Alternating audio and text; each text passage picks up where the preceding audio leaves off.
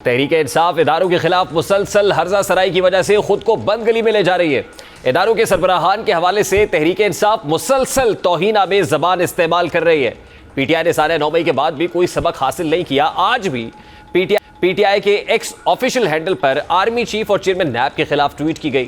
तहरीक इंसाफ वो सियासी जमात है जो अपने सियासी मकासद के हुसूल के लिए मुल्की मफाद को भी दाव पर लगाने को तैयार है।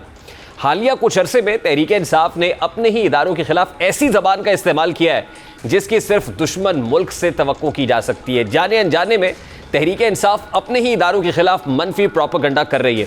तहरीक इंसाफ ने इदारों के खिलाफ इस कदर हर्जा सराई की है कि अब पानी सर के ऊपर से गुजर चुका है और जाहिर है कि हुकूमत के ऊपर भी ये दबाव है कि बढ़ता चला जा रहा है कि वो तहरीक इंसाफ की नफरत की सियासत के आगे बंद कैसे बांधे। और यही वजह है कि अब हुकूमत ने वाज़े तौर पर तहरीक इंसाफ पर पाबंदी लगाने का फैसला कर लिया है। वज़ीर इत्तलात अता तारण कहते हैं कि पीटीआई पर पाबंदी लगाने के मामले पर काफ़ी देर से गौर जारी था। पीटीआई पर पाबंदी का मामला काबीना इजलास में आ सकता है। इस हवाले से इंफॉर्मेशन मिनिस्टर क्या कह रहे थे, जरा उसकी एक झलक आपके सामने रखता है। नो मोर, बहुत हो गया इस मुल्क के साथ खिलवाड़। इस मुल्क की मईशत ने अगर आगे चलना है, इस मुल्क के लोगों ने अगर तरक्की करनी है, इस मुल्क की नौजवान नस्ल को अगर रोजगार के मौके मिलने हैं, इस मुल्क ने अगर तरक्की याफ्ता ममालिक की सफ में खड़े होना है, तो पाकिस्तान और तहरीक इंसाफ एक साथ नहीं चल सकती। मैं बिल्कुल आपको कानूनी जो सुकम है इस जजमेंट के अंदर, उसको देखते हुए हुकूमती पार्टी और उसकी इत्तेहादी पार्टियों ने सुप्रीम कोर्ट के इस फैसले के खिलाफ रिव्यू दायर करने का फैसला किया है। फॉरेन फंडिंग एस्टैब्लिश, 9 मई के हमले एस्टैब्लिश, साइफर का केस एस्टैब्लिश, अमेरिका में रेजोल्यूशन एस्टैब्लिश। हुकूमत ने यह फैसला किया है वफाकी हुकूमत पीटीआई को बैन करने के लिए केस मूव करेगी। तहरीक इंसाफ पे पाबंदी लगाने जा रहे हैं और हम ये समझते हैं कि आईने पाकिस्तान के तहत आर्टिकल 17 है जो पॉलिटिकल पार्टीज को बैन करने के हवाले से इख्तियार देता है वफाकी हुकूमत को, और ये सुप्रीम कोर्ट में मामला भेजा जाएगा कि तहरीक इंसाफ पर पाबंदी लगाई जाए। अब हुकूमत के बकौल अगर मुल्क चलाना है तो ऐसे में तहरीक इंसाफ के इंतशार की सियासत का सद्देबाब करना ज़रूरी है। अब सिर्फ बात पाबंदी तक महदूद नहीं है, बल्कि अता तारण ये भी कहते हैं कि साबिक सदर आरिफ अलवी, बानी पीटीआई और कासिम सूरी के खिलाफ आर्टिकल 6 का केस चलाया जाएगा। इन तीनों अफराद के खिलाफ वफाकी काबीना से मंजूरी के बाद ये रेफरेंस सुप्रीम कोर्ट को भिजवाया जाएगा ताकि आइंदा कोई शख्स मुल्क को नुकसान पहुंचाने का ना सोचे। इस हवाले से अता तारण ने क्या कहा, जरा वो भी आप।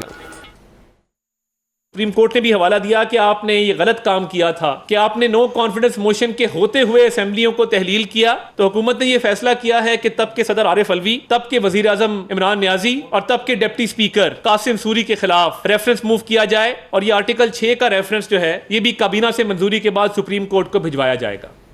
अब देखा जाए तो हुकूमत का ये मौक़िफ़ अपनी जगह दुरुस्त है कि जो भी रियासत को नुकसान पहुंचाए तो उसके खिलाफ कानून का रास्ता अपनाना चाहिए। अब वफाकी हुकूमत के तहरीक इंसाफ पर पाबंदी से पहले पंजाब हुकूमत भी बानी पीटीआई के रियासत मुखालिफ बयानिए के खिलाफ कार्रवाई का ऐलान कर चुकी है। अब ज़रूरत इस बात की है कि हुकूमत इदारों के खिलाफ जारी इस मुहिम को रोकने के लिए मौसर इक़दाम करे। अब जाहिर है कि हुकूमत के इस फैसले के बाद तहरीक इंसाफ ने अपने रद्दअमल में खुद को मजलूम जाहिर करने की कोशिश की और साथ ही ये भी कहा है कि वो पाबंदी लगने की सूरत में अपनी हिकमत अमली तय करेंगे।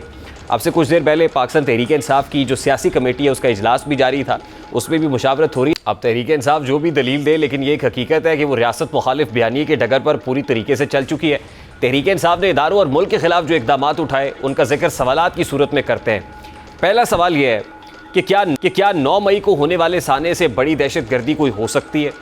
जब सियासी लिबादा उड़े मखसूस सियासी जमात के दहशत गर्दों ने न सिर्फ रियासती इमलाक को नुकसान पहुँचाया बल्कि अस्करी तनसीबात पर हमला और शौदा की यादगारों की बेहुरमती की, क्या ये सानहा दीगर होने वाली दहशत गर्दी के वाक़यात से मुख्तलिफ था? क्या कभी मखसूस सियासी जमात की जानिब से इन वाक़यात से इजहार ला ताल्लुकी किया गया?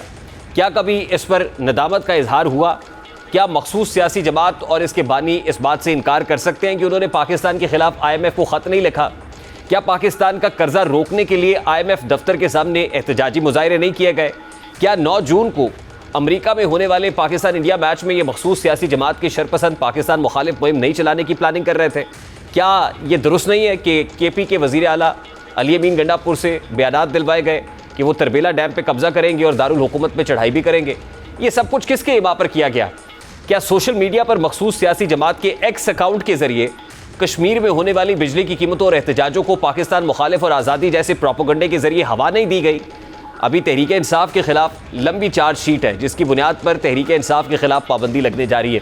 बहरहाल फैसल वोडा जो पहले ये पेशगोई कर चुके हैं कि तहरीक इंसाफ पर अनकरीब पाबंदी लगने जा रही है, वो सच साबित हो रही है।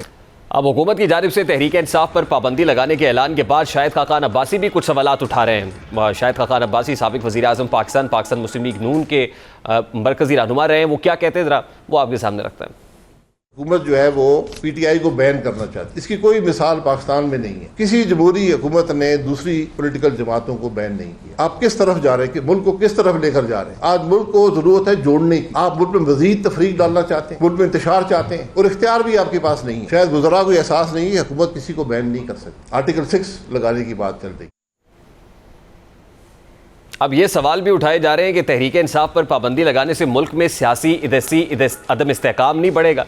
शाहिद खाकान अब्बासी की सेनेटर मुशाहिद हुसैन सैयद ने भी अपने एक्स अकाउंट से ट्वीट करते हुए कहा कि हमने माजी की गलतियों से कुछ नहीं सीखा, हम पुरानी गलतियों को दोहरा रहे हैं। लेकिन हम बात यह है कि क्या एक मखसूस सियासी जमात अपने मफादात की खातिर इदारों के खिलाफ प्रोपेगेंडा करे, उससे सियासी इस्तेहकाम आ सकता है? अब तहरीक इंसाफ पहली जमात नहीं है, पाबंदी लगने जा रही है। माजी में भी कई सियासी जमातों पर पाबंदी लगी। पाकिस्तान की सियासी तारीख में पहली मरतबा 1954 में पाकिस्तान कम्युनिस्ट पार्टी पर पाबंदी लगाई गई। पाकिस्तान कम्युनिस्ट पार्टी इसको भुगत चुकी है। दूसरी बड़ी सियासी जमात जिस पर पाबंदी लगी वो नेशनल अवामी पार्टी थी। इस जमात पर 2 मरतबा पाबंदी लगी। पहली मरतबा 1971 में याह्या खान और फिर 1975 में जुल्फ़िकार अली भुट्टो के दौर में पाबंदी लगाई गई। इस जमात पर भी मुल्क दुश्मन सरगर्मियों का इल्ज़ाम आयद किया गया। अब पर सबसे बड़ा इल्ज़ाम ये था नेशनल अवामी पार्टी पर कि उस वक्त के सीनियर वज़ीर हयात खान शेरपाओ के कत्ल का जो इल्ज़ाम है वो इस पार्टी पर लगाया गया। उन्हें 8 फरवरी 1975 को पेशावर यूनिवर्सिटी में एक तकरीब के दौरान होने वाले धमाके में हलाक किया गया। इस धमाके का इल्ज़ाम नेशनल अवामी पार्टी पर आयद किया गया।